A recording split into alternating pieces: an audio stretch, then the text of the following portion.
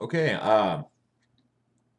people sometimes ask, why do you make these videos? Why do you care about other people believing in God?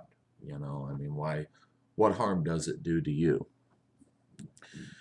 And it's not so much the religion as the people who take it seriously that I consider a threat. I mean, it's not the concepts. I mean, the concepts seem to me like just silly garbage, but you have these guys, and I'm going to use a video clip from another YouTube channel. Hopefully, it falls under fair use to illustrate my point.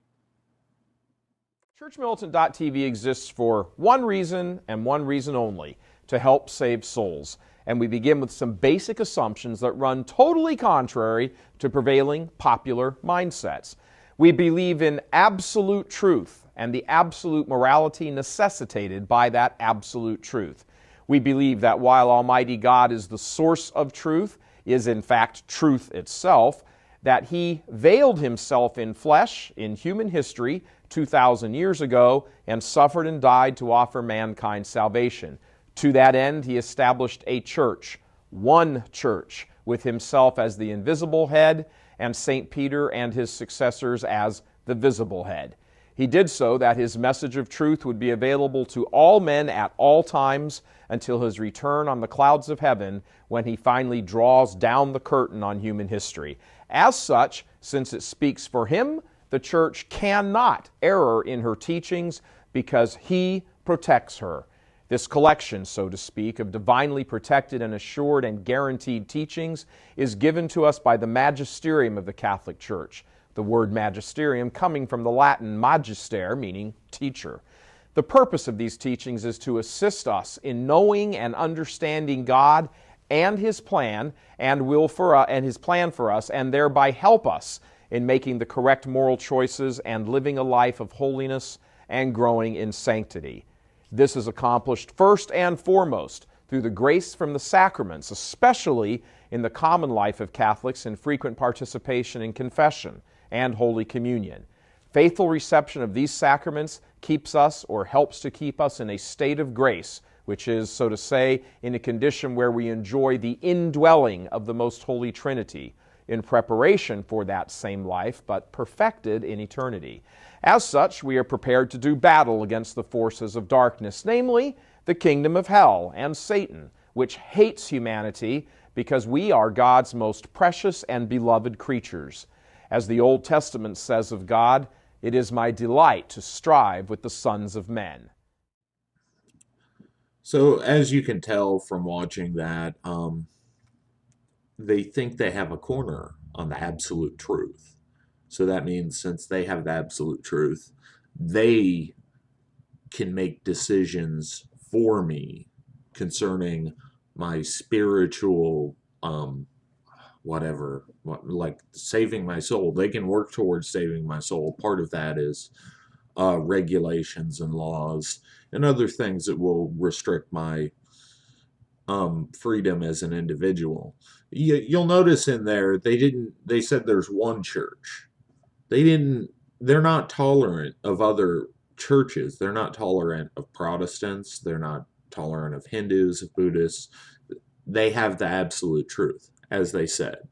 To me, that's disturbing. They don't allow comments on the video.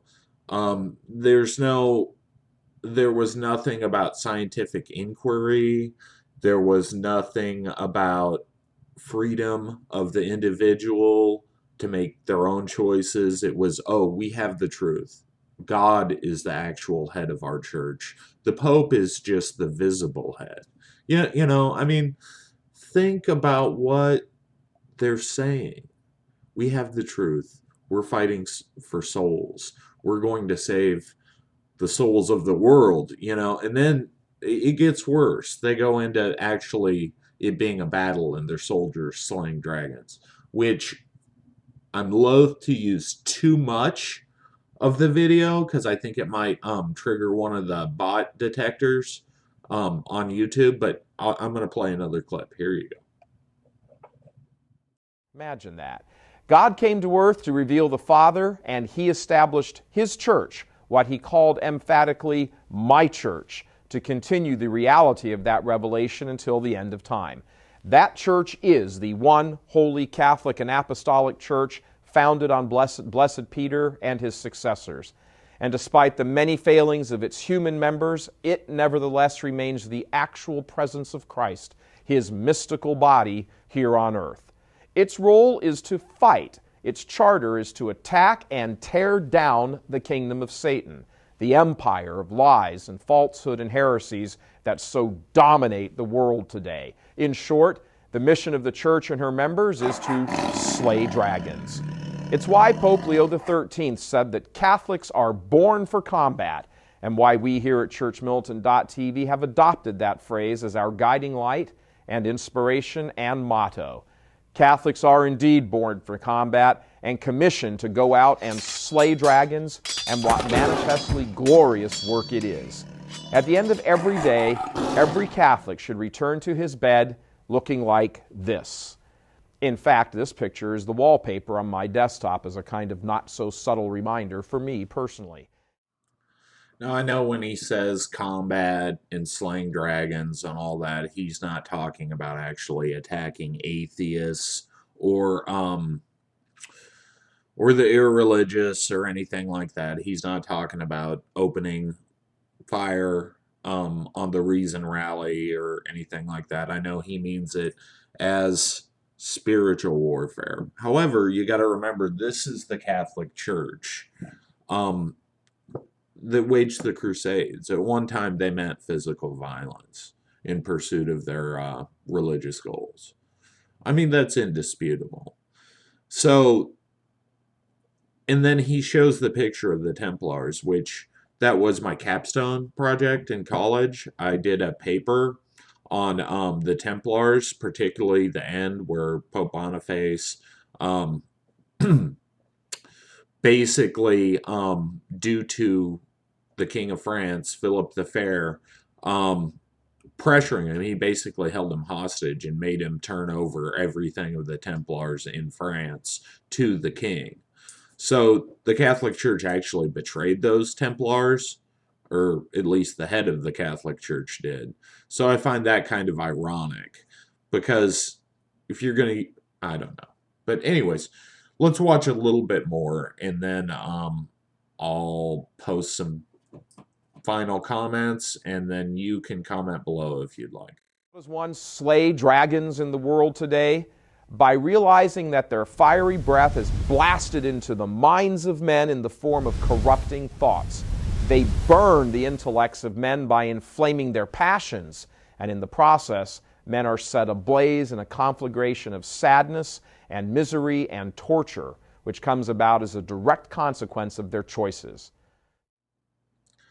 So anyways, that's the thoughts of at least some Catholics towards the secular world, that it's Satan's world, that it's evil. There's not a lot of tolerance there, or allowing other people to have their own opinions and just kind of, coexist. Which, call me a hippie, but I've got the long hair. I've smoked the doobage. Hey, can't we all just coexist? Do you have to go try to slaying dragons and acting legislation to restrict my freedoms for ideas I don't even believe in? I don't believe in your religion. I believe women should have access to abortion and birth control. I believe it's their bodies and their choice. So, it's not a thing where I hate Catholics, because I really don't. I hate the Pope. I believe he facilitated child molestation. I hate the leader of your church. I don't hate you as individuals. I just believe you're sheep that have been lied to and brainwashed from infancy, and that's why you believe the ridiculous things you do. I pity you. I pity you. It's pathetic. I'm sorry. Grow up. There's no magic man in the sky. Why would you think that?